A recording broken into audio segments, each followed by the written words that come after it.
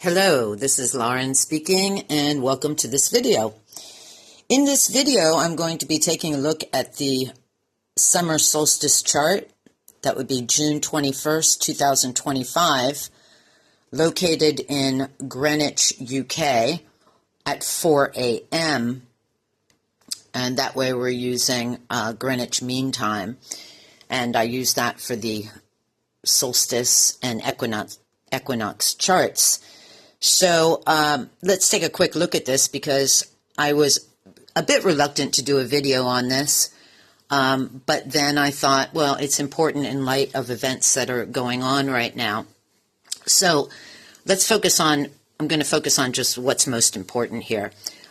We've got a Sun-Jupiter conjunction squaring into a Saturn-Neptune conjunction in Aries.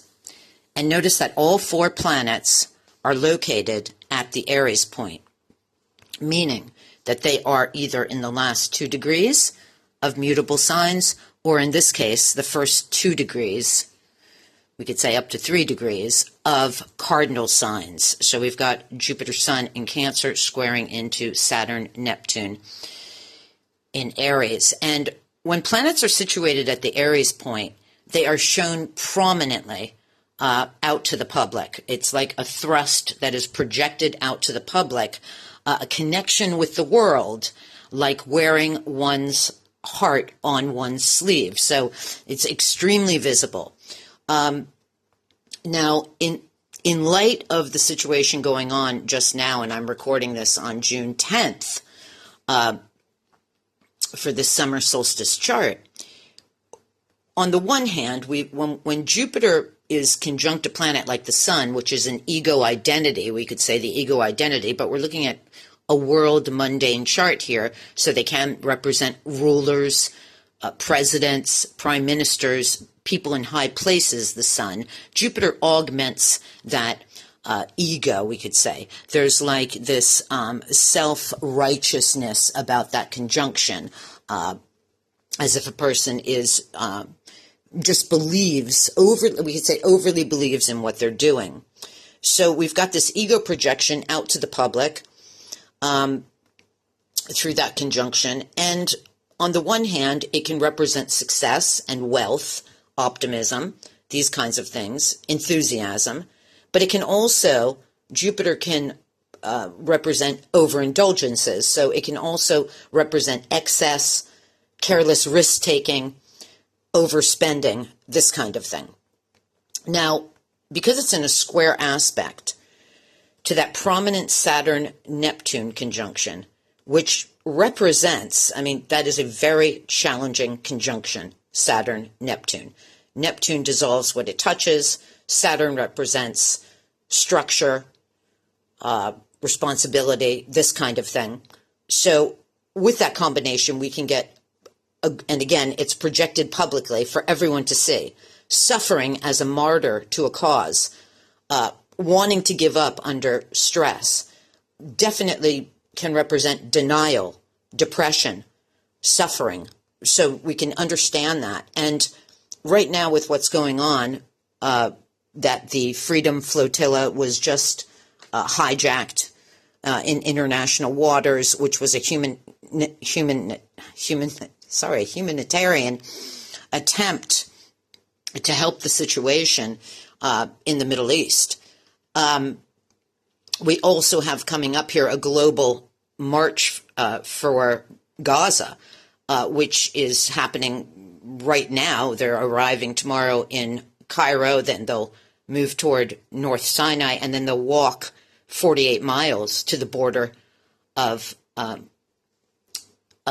Ramla, of Gaza. So we have major projection out to the public here this summer from June 21st to September 21st of what is going on globally under this situation, this suffering, which I think people now cannot take any longer. And so they realize that their governments aren't going to do anything and that they have to protest and make change and show action on their own.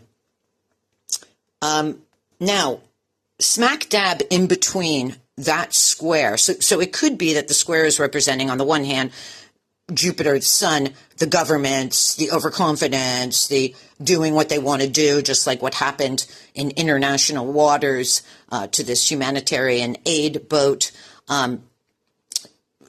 in hard aspect, in a conflict with the unbelievable, undeniable suffering that is going on. I don't want to use too many words here in this video, but we all get the picture. Now, right in the middle of that square, we have Venus sitting there at 15 degrees Taurus. It's semi-square to the conjunction of Saturn-Neptune. It's semi-square to the conjunction of Sun-Jupiter.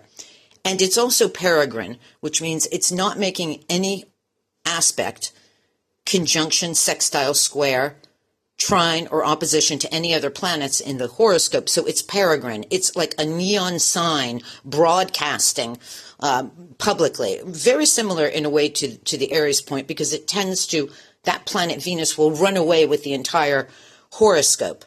I want to bring to your attention that Venus there is situated in the 12th house, and it rules the 6th house and co-rules the 12th house. And so with the 6th house, it's emphasizing all branches of the military organizations that serve in times of crisis, also humanitarian types of organizations, such as, the Red Cross, Salvation Army, et cetera, public health, medical services, health workers, also rules over that 6th house, food and drink. So is it not obvious what we're talking about here, what I think this chart is talking about? The 12th house corresponds to disturbances or conditions that work against the public welfare, places of confinement. The crew has just been abducted on that ship. Things that are hidden, secret groups, government entities, and enemies. It can be hostage situations, behind-the-scenes manipulation. I could go on and on here. Organizations devoted to forcible control or condemnation of people, covert aggression. Venus can also be associated with peace, and also, on the other hand, with war or involvement in negotiations leading to peace. So, also in the sign of Taurus, it can represent charitable structures for the needy. So isn't this exactly what's going on in the world right now, in that part of the world? It's more than obvious. It's screaming for attention, I believe, in this chart. Now, of course, when Venus is afflicted, we could say through the semi-square aspect, because it's not a soft aspect, it can also represent suppression and censorship. So it'll be very interesting to see what goes on with these events right now that are leading up to the summer solstice chart, and then will take us through the next 3 months. It'll be very interesting to see, because at this point, I think the entity that's committing all of these crimes against humanity is being exposed it seems like, in every area, in every region. I don't want to get into all the details of what's come out recently. But at any rate, I think that that's what this chart is talking about. I think it's also having Venus there, peregrine. It's making a lot of noise to attract attention and to establish its importance. So I think that this could be the start of this summer seeing a lot more publicly projected actions and reactions to what the situation has now come to. I think that's pretty much what I wanted to cover. Also, we have here a square from Pluto, square to the moon in Taurus. It's in the 9th house, which kind of is a position of Pluto where, well, it could have to do in a mundane chart, of course, with internationalism, international organizations, all this kind of stuff. Square to moon, which are the people in a mundane chart. So this is an extreme emotional situation, we could say. And that could be some hardship all round for maybe the consequences of these public protests, of bringing this humanitarian situation out into the public through these different actions of people. So, you know, as they say, inshallah, we'll see what happens with it. But that's what I think that the chart is talking about. So I think that there's going to be, over the next 3 months, we could say, a great deal of conflict over the suffering and the martyrdom and the victimhood through the Saturn-Neptune in, you know, a hard aspect with a very over-the-top, self-righteous, risk-taking display, which could be coming from the people, but I feel like it's coming against them from, let's say, governments and you know, and everything involved with that. So, yeah, things are really hopefully at a tipping point, you know. So I think I'll keep it at that. I wanted to just share that chart because I think it's loud and clear what it's saying. Yeah, we'll see what happens. There's just so much going on in the world right now. It's a bit overwhelming to focus on too many things going on in different parts of the world. But at any rate, I think that's what the chart's about, really, is you can't hide what's going on anymore. And I think it's coming to a tipping point. So I'll leave it at that without repeating myself. Thank you very much for watching, sharing, liking, commenting, and hope to see you again on the next video. Okay, God bless. Bye-bye.